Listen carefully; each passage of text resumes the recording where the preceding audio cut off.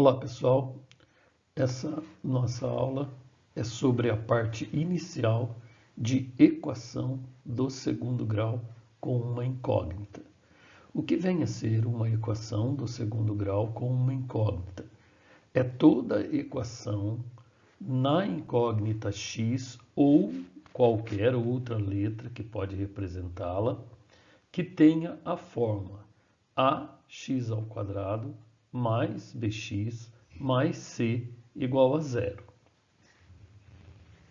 onde a, o b e o c são números reais chamados de coeficientes da equação, sendo que necessariamente o a tem que ser diferente de zero.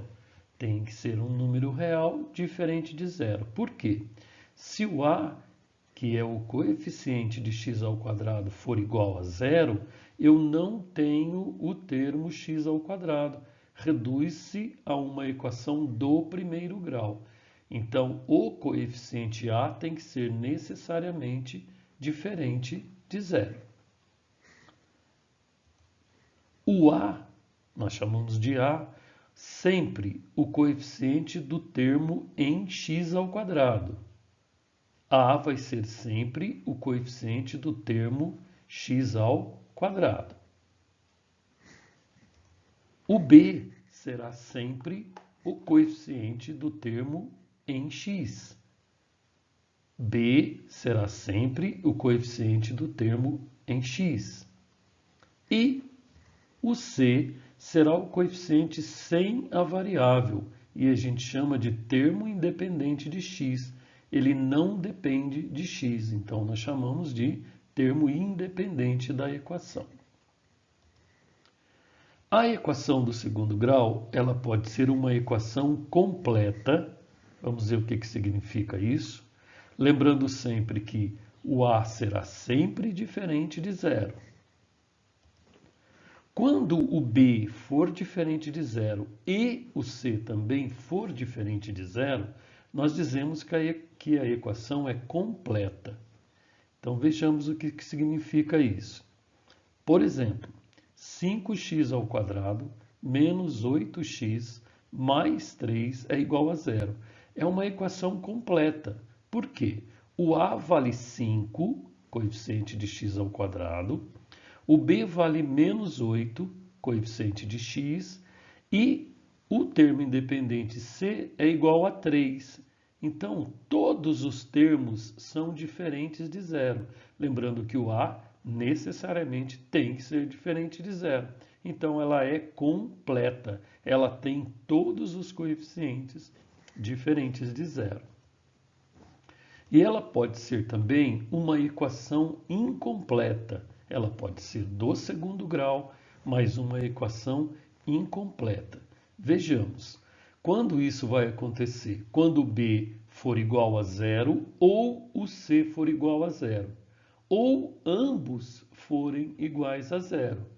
Ou seja, a equação será incompleta. Lembrando sempre, o a é sempre diferente de zero. Então, ela é incompleta quando, por exemplo, x² menos 81 é igual a zero. É uma equação do segundo grau porque ela tem o termo em x². Neste caso, o a vale 1, é o termo que vem multiplicando x². Não aparece o termo em x, tá vendo? Não aparece o termo em x.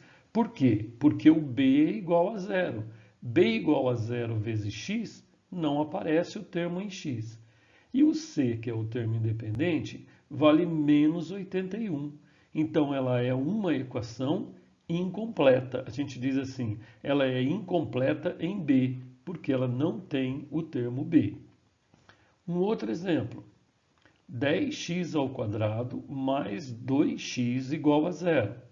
O a vale 10, o b vale 2 e não tem o termo independente, portanto c igual a zero. Então ela é incompleta. A gente diz ela é incompleta em c, porque o c é igual a zero. E pode ser também que ela não tenha nem o B e nem o C, ou seja, o B e o C sejam iguais a zero. Então, o A, neste caso, vale 5, o B não aparece o termo em x, o B é igual a zero e não tem termo independente. Então, o C é igual a zero. Então, é uma equação incompleta em B e em C.